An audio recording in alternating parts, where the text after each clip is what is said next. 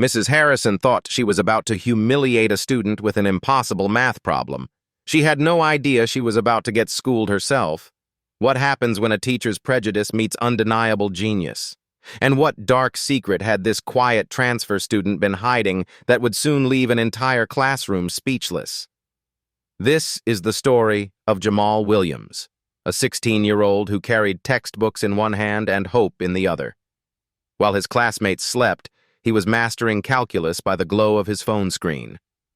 While they assumed he didn't belong, he was preparing to prove them devastatingly wrong.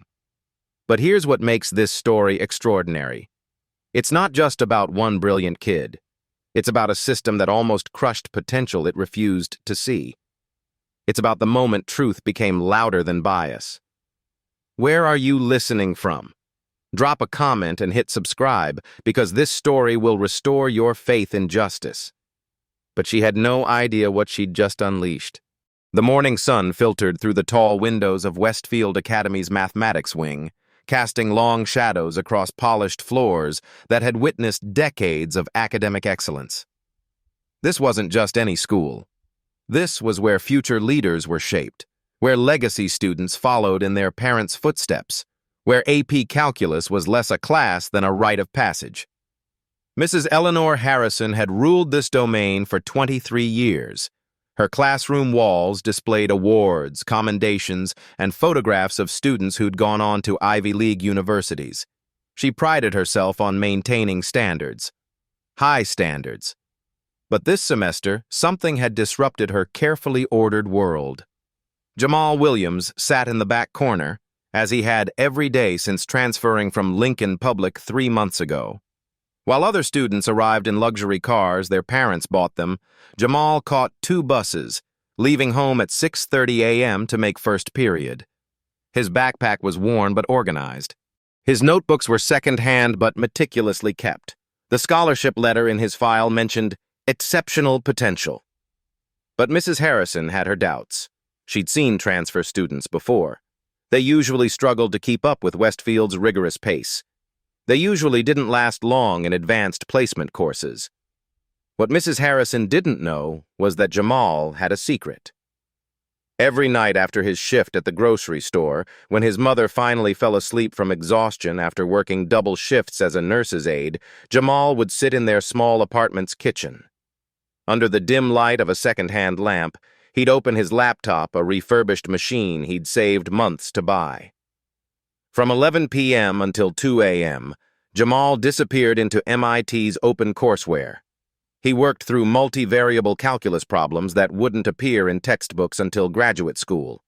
He mastered differential equations while his classmates complained about basic derivatives.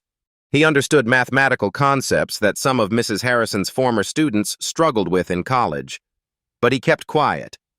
In a school where confidence was currency and pedigree was power, Jamal had learned that being underestimated was safer than being targeted. Mrs. Harrison interpreted his silence differently. She saw a student who rarely volunteered answers. She noticed how he didn't socialize with her top performers. She observed his worn sneakers and discount store clothes and made assumptions about his capabilities. Scholarship kids, she'd mentioned to a colleague over coffee. They mean well, but they're often in over their heads. The irony was devastating.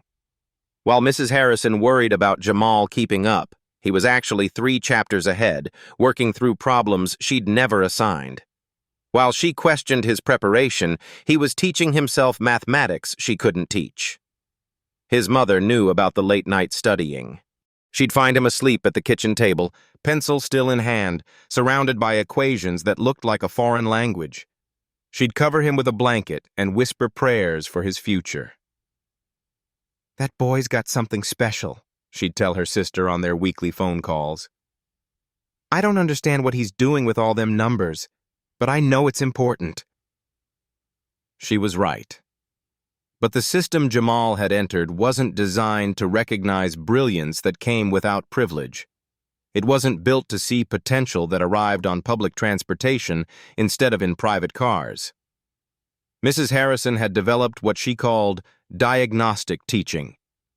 When she suspected a student was struggling, she'd put them on the spot with challenging problems.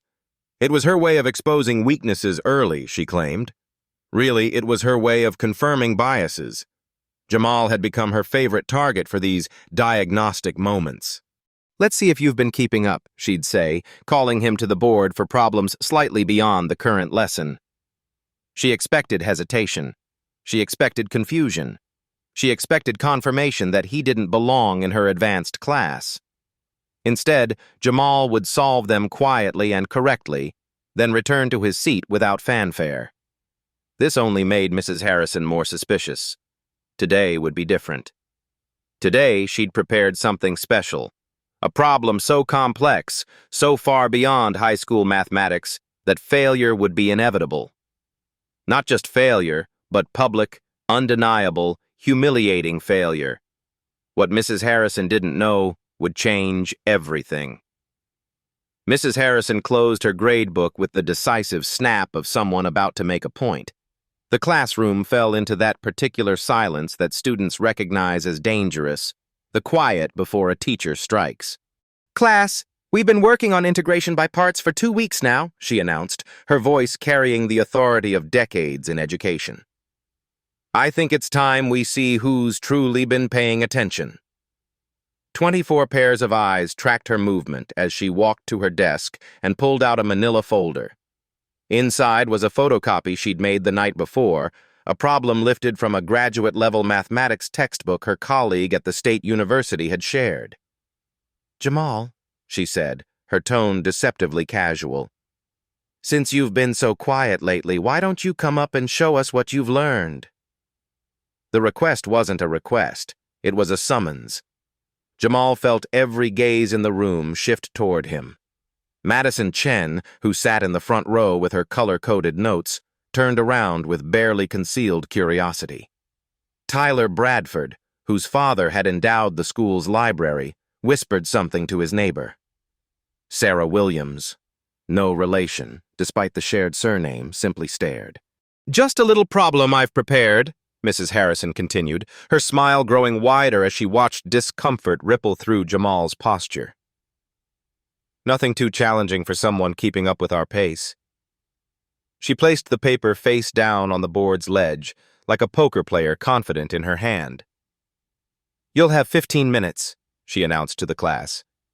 "And since this is about demonstrating understanding, I want you to explain each step as you work. Show us your thinking process." The paper stared up at Jamal as he approached the board. Around him, he could feel the weight of expectation. Not the hopeful kind, but the predatory anticipation of witnessing someone fail spectacularly. Mrs. Harrison had chosen her moment perfectly. It was Friday, just before lunch. If Jamal struggled publicly, he'd have the entire weekend to contemplate his humiliation. More importantly, word would spread through Westfield's gossip networks, confirming what many already suspected: that scholarship students didn't really belong in advanced classes. "Whenever you're ready," Mrs. Harrison said, settling into her chair with the satisfaction of someone about to win an argument. Jamal picked up the paper and read the problem. What he saw made his pulse quicken, not with fear, but with recognition. The problem involved multivariable calculus, specifically a complex integration requiring advanced substitution techniques and partial derivatives. It was the kind of problem that appeared in MIT's 18.02 course, the same course he'd been working through during his midnight study sessions. More than that, it was nearly identical to Problem Set 7, Question 4 from the online materials he'd completed just 2 weeks ago. Mrs. Harrison had unknowingly handed him a problem he'd not only seen before, but mastered. For a moment, Jamal considered his options. He could pretend to struggle.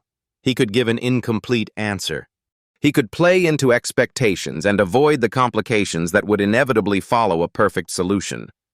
But something deeper stirred in him, a quiet anger at being used as an example, at being presumed incompetent, at having his silence interpreted as ignorance. He picked up the marker and began to write. "This is a multivariable integration problem," he said clearly, his voice carrying to every corner of the classroom. We'll need to use substitution and partial derivatives to solve it. Mrs. Harrison's confident expression flickered slightly. This wasn't the hesitation she'd expected. Jamal continued, his handwriting neat and purposeful as he laid out the problem's structure on the whiteboard. First, we'll identify the region of integration and set up our bounds.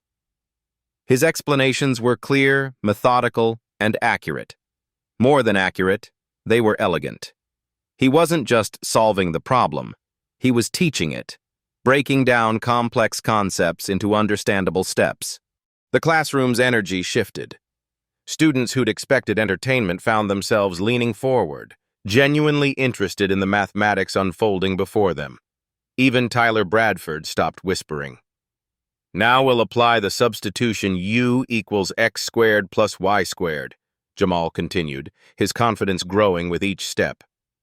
This transforms our integral into a more manageable form. Mrs. Harrison's smile had completely disappeared. She watched, increasingly disturbed, as her impossible problem became possible under Jamal's marker. 10 minutes in, Jamal was approaching the solution with mathematical precision that belonged in a university lecture hall, not a high school classroom. His work was flawless. His explanations were clearer than many she'd heard from graduate teaching assistants. And finally, Jamal said, stepping back from the board, we evaluate our definite integral to get our answer, 16p over 3. Silence filled the room like water rushing into a broken dam. Mrs. Harrison stared at the board, her mind racing through possibilities. This couldn't be right. No high school student should be able to solve graduate-level calculus. Not without preparation, not without help. But instead of admitting she was wrong, Mrs. Harrison made an accusation that would change everything. The silence stretched for exactly 17 seconds, long enough for Mrs. Harrison's shock to curdle into suspicion, long enough for the class to absorb what they'd just witnessed, and long enough for Jamal to realize that his mathematical brilliance had just painted a target on his back. That's... Mrs. Harrison began, then stopped herself. Her eyes darted between the flawless solution on the board and the quiet young man who'd produced it. That's quite remarkable, Jamal. But her tone carried no congratulation. Instead, it held the sharp edge of disbelief. Madison Chen raised her hand tentatively. Mrs. Harrison, I don't think we've covered most of those techniques yet. You're absolutely right, Madison, Mrs. Harrison replied, her voice gaining strength as she found her footing. We haven't covered multivariable calculus. We haven't discussed partial derivatives. These are graduate-level concepts. She stood slowly, her chair rolling backward as she approached the board. Her finger traced Jamal's work, following the elegant mathematical logic that she couldn't fault. Tell me, Jamal, she said, her voice deceptively calm. Where exactly did you learn these advanced techniques? The question hung in the air like an accusation waiting to be spoken aloud. Jamal felt the trap closing around him. How could he explain the midnight hours, the free online courses, the desperate hunger for knowledge that kept him awake when exhaustion should have claimed him? How could he make them understand that brilliance didn't require expensive tutors or academic pedigree? I studied ahead, he said simply. Studied ahead? Mrs. Harrison's eyebrows rose. You studied ahead into graduate-level mathematics? On your own? The skepticism in her voice was unmistakable now. Around the classroom, Jamal could feel his classmates' attention sharpening, sensing drama about to unfold. Tyler Bradford smirked. Maybe he had help from someone who actually knows this stuff. That's enough, Tyler, Mrs. Harrison said, but her rebuke lacked conviction. Tyler had voiced what she was thinking. Jamal's jaw tightened. I didn't have help. I worked through MIT's open courseware, Professor Strang's linear algebra lectures, the online problem sets.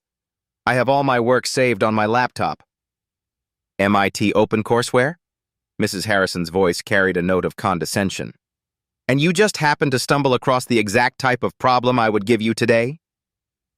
The implication was clear. The classroom felt it. Jamal felt it. Even students who'd been impressed moments before now exchanged glances loaded with doubt. Mrs. Harrison, Sarah Williams spoke up. Are you saying he cheated? I'm saying, Mrs. Harrison replied carefully, that what we just witnessed requires explanation. Advanced mathematical concepts don't simply materialize without proper instruction. Jamal's hands clenched at his sides. I can show you my work, my notes, the problems I've solved. I have months of— What you have, Mrs. Harrison interrupted, is a solution to a problem that no student in this classroom should have been able to solve without prior knowledge of its specific content. The words hit like physical blows. Around him, Jamal could feel the shift in the room's energy. Doubt was spreading like smoke, poisoning the air of accomplishment that had briefly surrounded him. Furthermore, Mrs. Harrison continued, her confidence returning as she built her case, your explanation, while thorough, sounded rehearsed, almost as if you'd practiced this exact problem before. Madison Chen's face showed confusion. But Mrs. Harrison, even if he had seen it before, he'd still have to understand it to explain it that clearly. Mrs. Harrison's expression tightened. Madison's logic threatened the narrative she was constructing. Understanding and memorization are two different things, Madison. Any student could memorize steps without truly comprehending the underlying mathematics. Jamal felt something fracture inside him. This wasn't about mathematics anymore. This was about something darker, something that had been building since his first day at Westfield Academy. You want me to solve another one? He asked quietly. The offer surprised Mrs. Harrison. It also worried her. What if he succeeded again? That won't be necessary, she said quickly. What's necessary is maintaining academic integrity in this classroom. Tyler Bradford couldn't contain his satisfaction. I mean, it was pretty obvious something was off.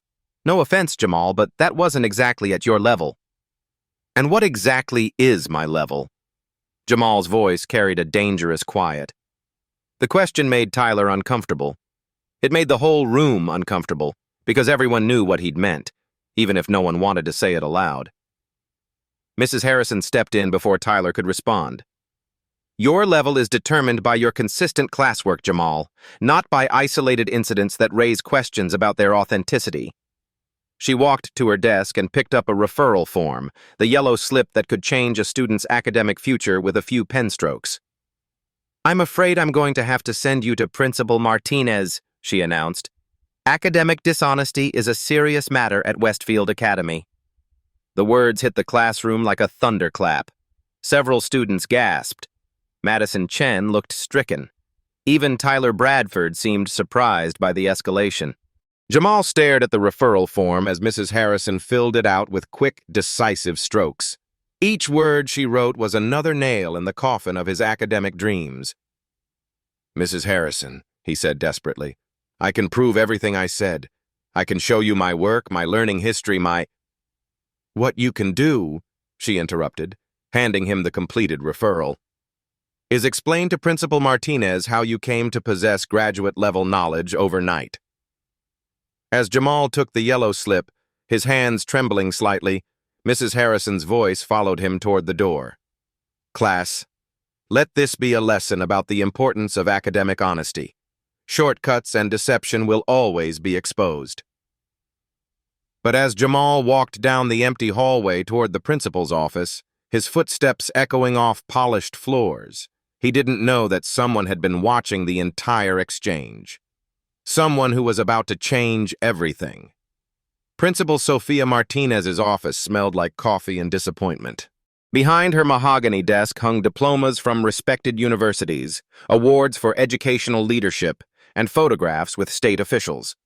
This was where futures were decided, where second chances were granted or denied. Jamal sat in the leather chair across from her, the yellow referral form spread between them like evidence at a trial. So, Principal Martinez said, adjusting her reading glasses, Mrs. Harrison believes you may have compromised academic integrity during today's mathematics demonstration. The words felt surreal. 12 hours ago, Jamal had been excited about possibly participating in the state math competition. Now he was facing accusations that could end his scholarship, his future, everything his mother had sacrificed to make possible. "I didn't cheat," he said quietly. "I solved the problem because I knew how to solve it." "That's exactly the issue, Jamal." Principal Martinez leaned forward, her expression sympathetic but firm. According to Mrs. Harrison, the problem required knowledge far beyond our AP calculus curriculum, knowledge that would typically take years of advanced study to acquire. She pulled out a folder, his academic file from Lincoln Public. The records painted a picture of a solid but unremarkable student. B's and occasional A's. No participation in mathematics competitions. No advanced coursework. "Your previous academic record doesn't indicate the level of mathematical sophistication we witnessed today," she continued. "Can you understand Mrs. Harrison's concern?" Jamal felt the walls closing in. How could he explain that grades didn't tell the whole story? That at Lincoln Public, advanced mathematics simply wasn't available? That he'd been teaching himself because the system had never offered him the chance to learn? "I taught myself," he insisted. "Every night after work, I studied online. MIT has free courses. I have all my notes, all my practice problems." "Mrs. Harrison mentioned that," Principal Martinez interrupted gently. "But Jamal, the specific problem you solved today, she selected it from a graduate-level textbook. The probability of you having encountered that exact type of problem through random online study seems unlikely." The trap was perfect. The more logical Jamal's preparation sounded, the more suspicious his success became. Excellence had become evidence of guilt. A knock on the office door interrupted the conversation. Principal Martinez's secretary entered with a concerned expression. "I'm sorry to interrupt, but Dr. Elena Rodriguez from the MIT Mathematics Department is here. She says it's urgent and relates to a student incident." Principal Martinez looked confused. "MIT? We don't have any scheduled visits from—" The door opened wider, and Dr. Rodriguez entered. She was a woman in her 50s with silver-streaked hair and the confident bearing of someone accustomed to academic respect. Behind her walked Mrs. Harrison, whose face showed barely contained alarm. "Principal Martinez," Dr. Rodriguez said, extending her hand. "I apologize for arriving unannounced, but I believe there's been a serious misunderstanding regarding one of your students." Mrs. Harrison stepped forward quickly. "Principal Martinez, I should explain. Dr. Rodriguez was observing classes today as part of our university partnership program. She was in the back of my classroom during the incident." Jamal's heart skipped. Someone had witnessed everything. Someone with the authority to speak truth that might actually be believed. "Dr. Rodriguez," Principal Martinez said carefully, "what exactly did you observe?" The MIT professor's eyes found Jamal's. In them, he saw something that had been absent from every adult interaction since arriving at Westfield: recognition of his actual capability. "I observed a young man demonstrate mathematical understanding that I rarely see in my graduate students," Dr. Rodriguez said clearly. "I observed elegant problem-solving and mathematical maturity that suggests exceptional self-directed learning." Mrs. Harrison's face flushed. "Dr. Rodriguez, with respect, the circumstances were highly unusual. The problem was deliberately chosen to be beyond high school level?" "Absolutely." Dr. Rodriguez's voice carried the authority of decades in mathematics education, which is precisely why what I witnessed was so remarkable. She turned to Principal Martinez. "The problem Mrs. Harrison selected was from Apostle's Mathematical Analysis, a text I use in advanced undergraduate courses. For a high school student to solve it requires not just knowledge, but deep conceptual understanding."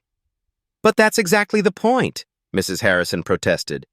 "How could he possibly have that understanding without—" "Without expensive tutoring? Without academic privilege?" Dr. Rodriguez's interruption was gentle but pointed.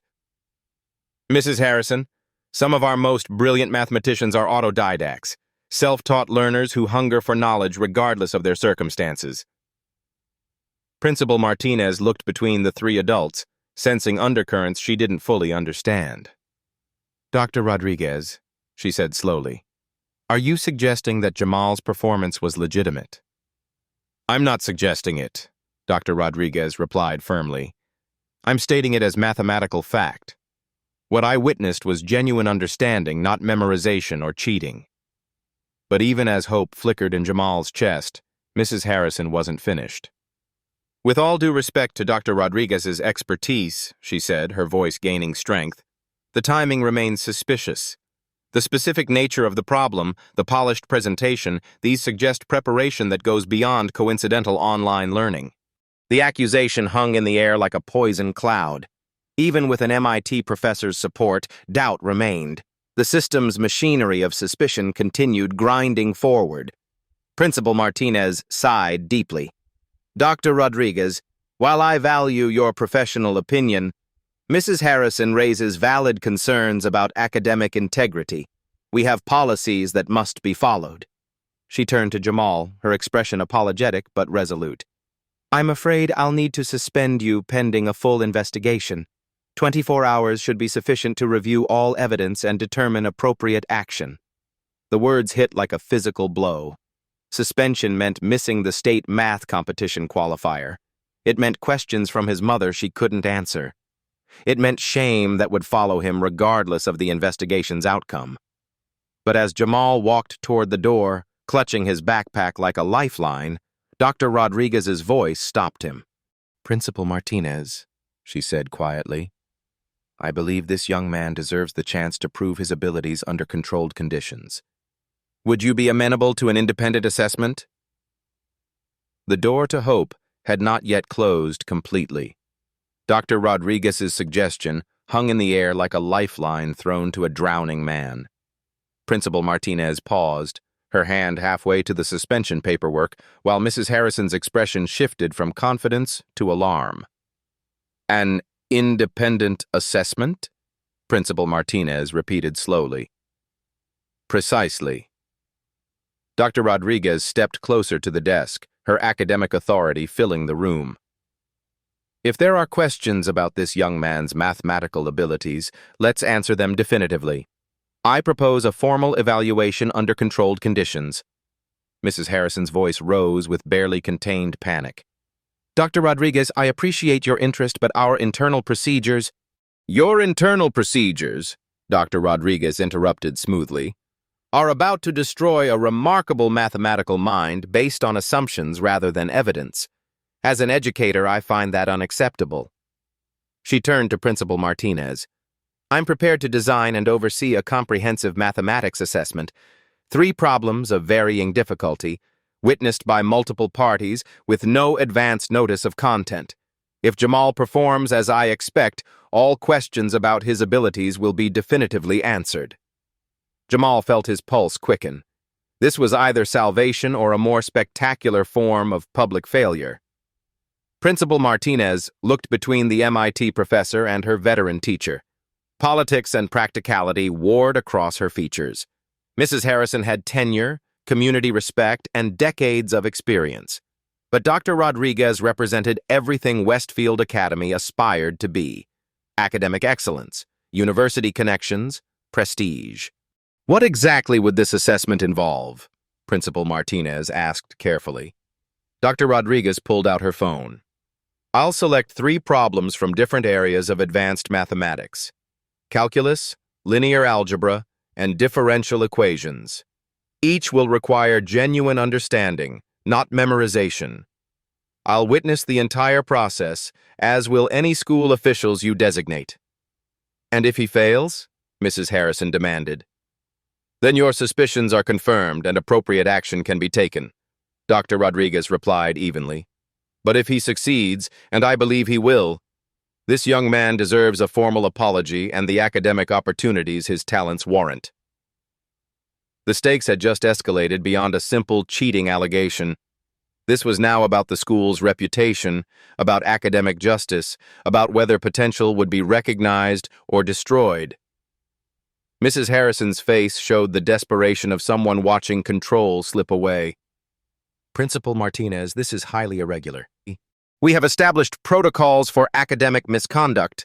We also have established commitments to nurturing exceptional students, Principal Martinez interrupted, her decision crystallizing. Dr. Rodriguez, I accept your proposal with conditions. She turned to Jamal. Young man, do you agree to this assessment, understanding that the results will determine your academic future here? Jamal's mouth felt dry, but his voice came out steady.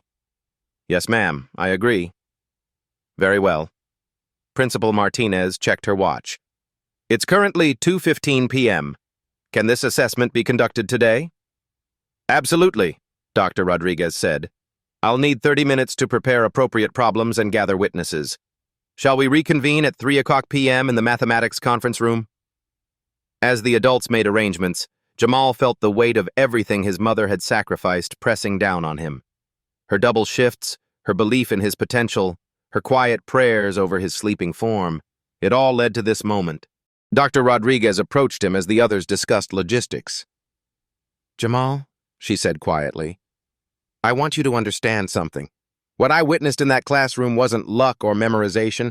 It was mathematical thinking at its finest. Don't let anyone convince you otherwise. Her words carried the authority of someone who'd spent decades recognizing genuine talent. But what if I freeze up? Jamal whispered. What if the pressure? Then you'll work through it, Dr. Rodriguez said firmly. Real mathematicians don't solve every problem perfectly on the first try. They persist, they think, they find solutions even when the path isn't immediately clear. Mrs. Harrison overheard the conversation. Dr. Rodriguez, I hope you're not coaching the student before his assessment. I'm reminding him, Dr. Rodriguez replied with steel in her voice, that mathematical ability isn't diminished by artificial pressure or manufactured doubt. The tension between the two educators was palpable. This had become more than an academic dispute. It was a battle over educational philosophy, over who deserved recognition, over the very definition of potential. Principal Martinez stood. Very well, 3 o'clock, mathematics conference room. Dr. Rodriguez will provide problems, Mrs. Harrison will observe for the school, and I'll serve as neutral witness. She looked directly at Jamal. Young man, use the next 45 minutes wisely. This assessment will determine whether you continue at Westfield Academy or return to your previous school. As they filed out of the office, Dr. Rodriguez caught Jamal's arm.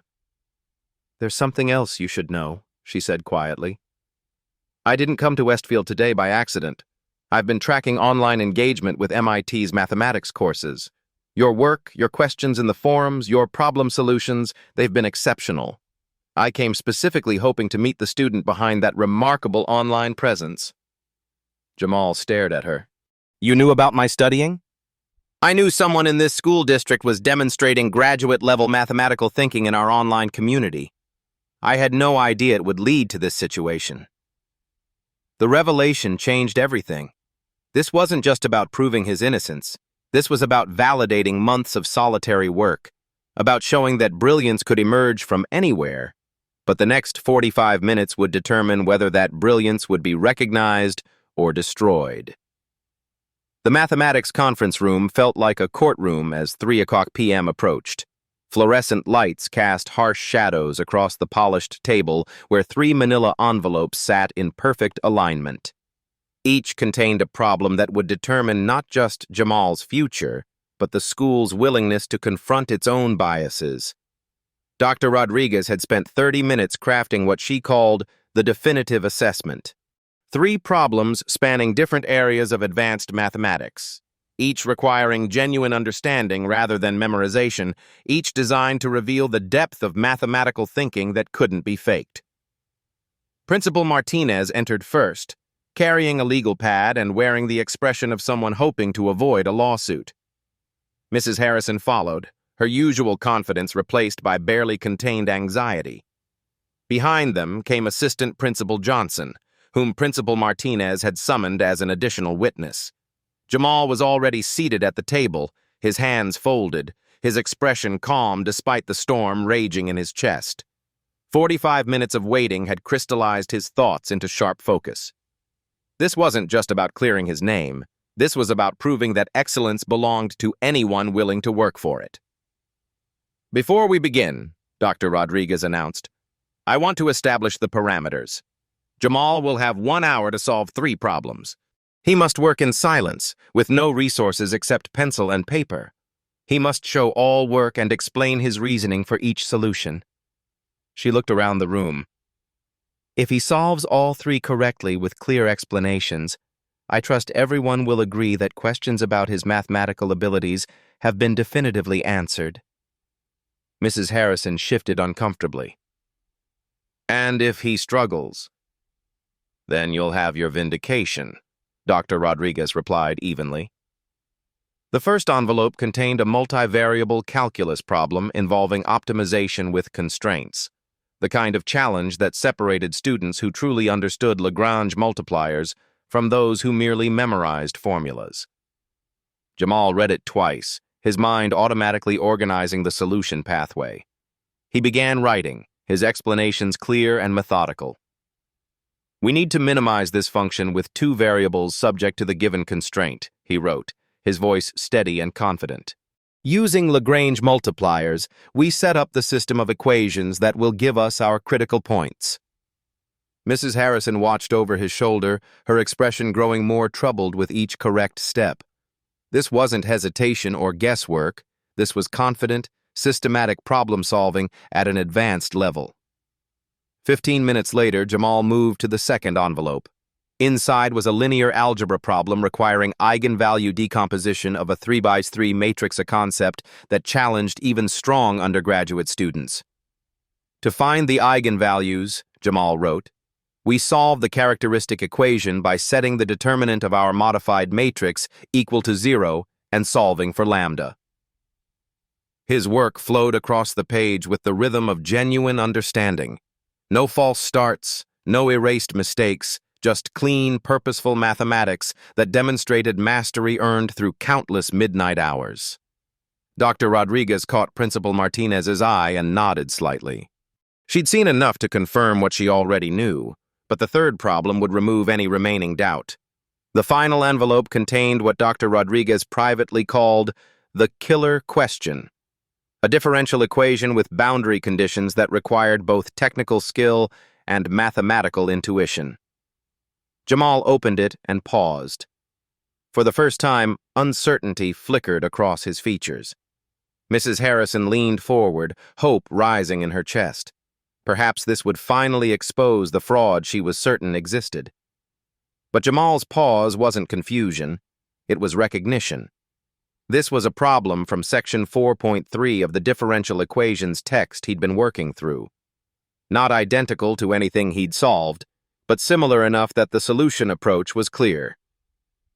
"This is a second-order linear differential equation with non-constant coefficients," he began writing. "We'll need to use the method of Frobenius to find a series solution around the regular singular point." Mrs. Harrison's face went pale. She recognized the terminology graduate-level concepts that shouldn't exist in a high school student's vocabulary. Jamal worked steadily, his explanations becoming more detailed as he warmed to the problem. He wasn't just solving equations, he was teaching the mathematics, breaking down complex concepts into understandable steps. "The boundary conditions give us a system that determines our coefficients," he continued. "Solving this system yields the unique solution that satisfies both the differential equation and the specified conditions." When he finished, exactly 53 minutes had elapsed. 3 problems, 3 complete solutions, 3 demonstrations of mathematical understanding that belonged in a university setting. Dr. Rodriguez examined his work with the careful attention of someone whose reputation rested on accurate assessment. She checked calculations, verified logical steps, and evaluated the clarity of explanations. The silence stretched for 3 full minutes. Finally, she looked up. "These solutions are not just correct, they're exemplary. The explanations show deep conceptual understanding. The work demonstrates mathematical maturity I rarely see in my graduate students. She turned to Mrs. Harrison. Do you have any questions about the validity of these solutions? Mrs. Harrison stared at the papers spread across the table. The evidence was undeniable. 3 advanced problems, 3 flawless solutions, all completed under controlled conditions with multiple witnesses. She began, then stopped. The accusation she'd built her case on had just crumbled into dust.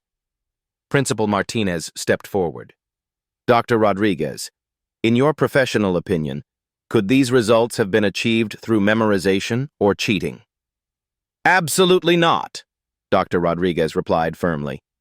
These problems require genuine understanding of advanced mathematical concepts.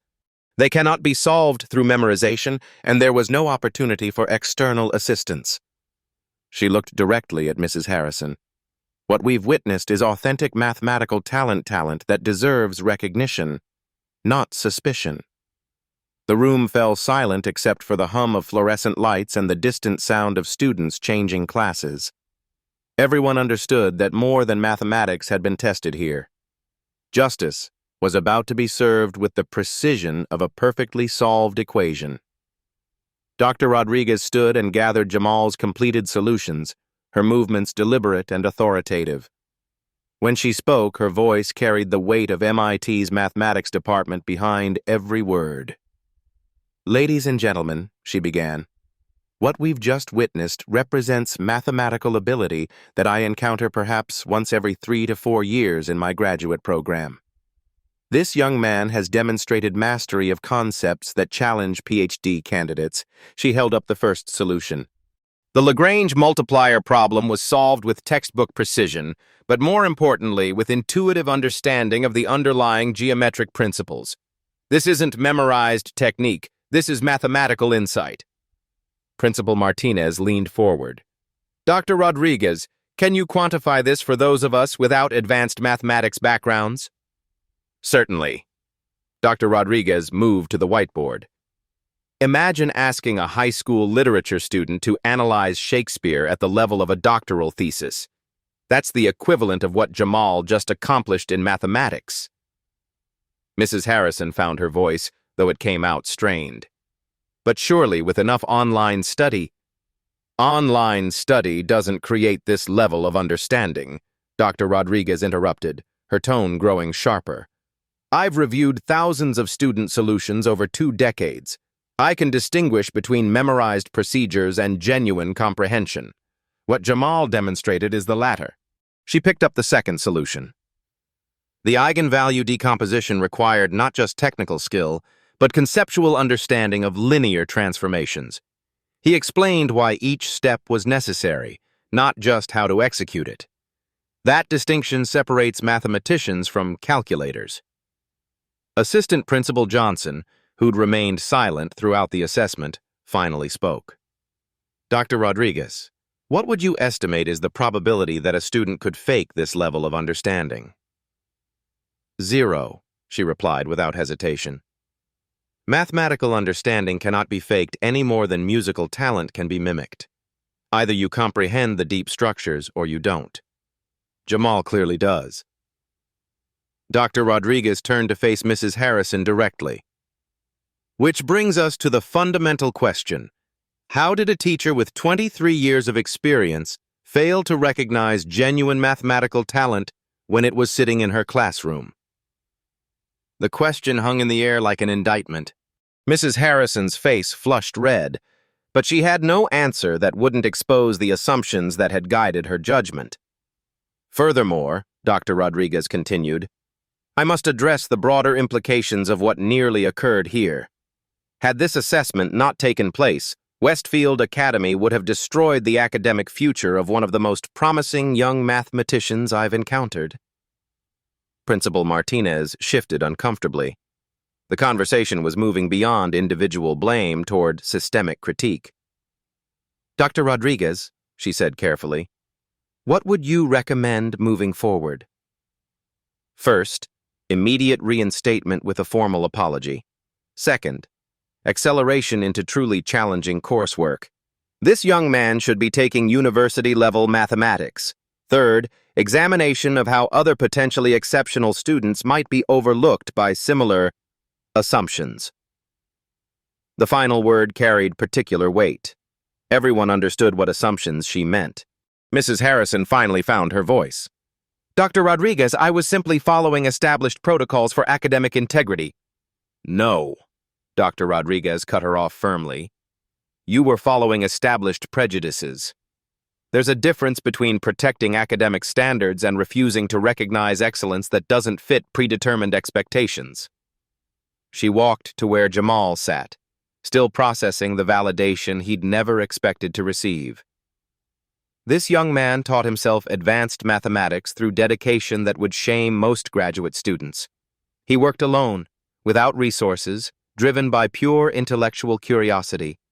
Instead of celebrating that achievement, this institution nearly punished him for it. Dr. Rodriguez's voice grew stronger. Jamal represents exactly the kind of self-motivated learner that universities desperately seek. MIT would be honored to have him in our program when he's ready. The words hit the room like a thunderclap. A full scholarship to MIT. The dream that seemed impossible just hours ago had suddenly become not just possible, but likely. Principal Martinez looked at the evidence spread across the table, at the MIT professor's unwavering support, at the undeniable proof of Jamal's abilities. Mrs. Harrison, she said quietly, I believe you owe this young man an apology. For the first time in her 23-year career, Mrs. Harrison was truly speechless. But her silence spoke volumes about the assumptions that had nearly destroyed a brilliant future.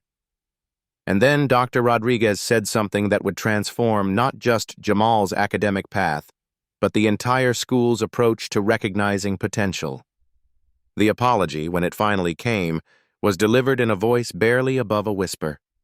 Mrs. Harrison's words, "I was wrong about your abilities, Jamal," seemed to cost her something fundamental, like admitting error had physically diminished her. But Jamal wasn't focused on her discomfort. He was absorbing Dr. Rodriguez's next words, which would reshape everything he thought possible. "Principal Martinez," Dr. Rodriguez said, "I'm prepared to recommend Jamal for MIT's Early Admission Partnership Program. Full scholarship, immediate placement in advanced coursework, with mentorship support to ensure his success." The room went silent. Even Assistant Principal Johnson, who'd seen decades of academic drama, looked stunned. "However," Dr. Rodriguez continued, "before we discuss Jamal's future, we need to address Westfield Academy's present. How many other exceptional students are being overlooked because they don't fit traditional profiles of academic success?" Principal Martinez felt the weight of implication.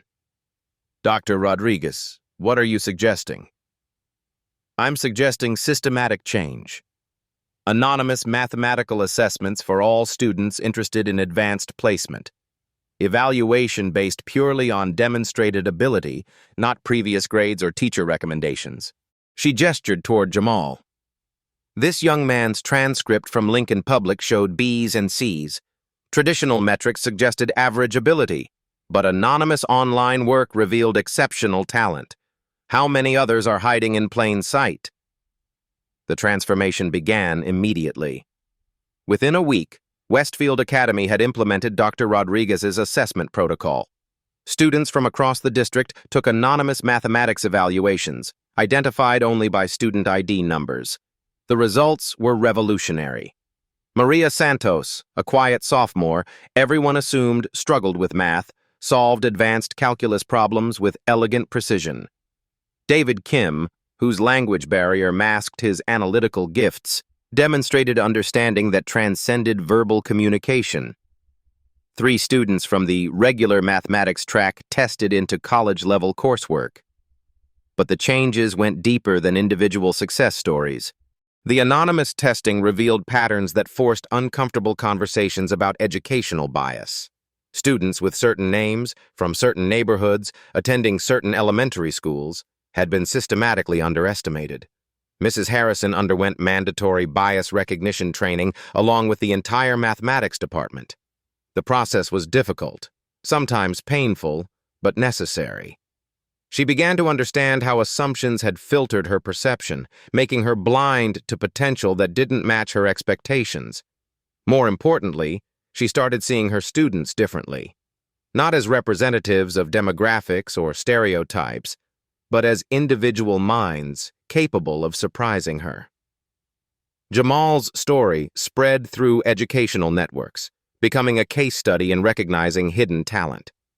Dr. Rodriguez presented their experience at conferences, challenging other institutions to examine their own practices. The ripple effects reached far beyond Westfield Academy. School districts across the state began implementing anonymous assessment protocols. Universities restructured scholarship criteria to identify potential rather than just pedigree. 6 months later, Jamal walked across the stage at MIT's freshman orientation, his mother weeping proudly in the audience. But his real victory wasn't the acceptance letter or the full scholarship.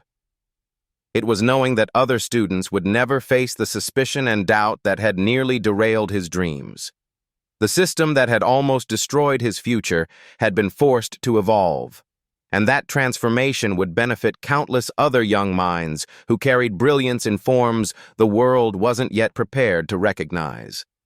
3 years later, Jamal Williams stood before a packed auditorium at the National Education Summit, his MIT senior thesis on algorithmic bias and academic assessment tucked under his arm. The same quiet confidence that had carried him through that terrifying afternoon in Mrs. Harrison's classroom now commanded the attention of educators from across the nation. But this story isn't really about Jamal's success. It's about a question that should keep every educator, every parent, every person awake at night. How many brilliant minds are we failing to see? Think about it. In classrooms across America right now, there are students whose potential is invisible to the adults who hold their futures in their hands. Students whose genius doesn't arrive with the right accent, the right zip code, or the right last name. Students whose brilliance is dismissed because it doesn't fit our narrow definitions of what excellence looks like. Mrs. Harrison, to her credit, became one of the most vocal advocates for educational reform at Westfield Academy. She'll tell you now that her greatest failure wasn't almost destroying Jamal's future. It was how many other students she might have overlooked during her 23-year career. How many dreams she'd unknowingly crushed with well-intentioned assumptions. The anonymous assessment program Dr. Rodriguez championed has now identified over 200 students across the district whose abilities had been systematically underestimated. 200 futures that might have been lost to bias disguised as professional judgment. But here's what haunts me about this story. Jamal was lucky. Lucky that Dr. Rodriguez happened to be visiting that day. Lucky that she recognized his online work. Lucky that she possessed the authority to demand justice. How many other Jamals aren't lucky?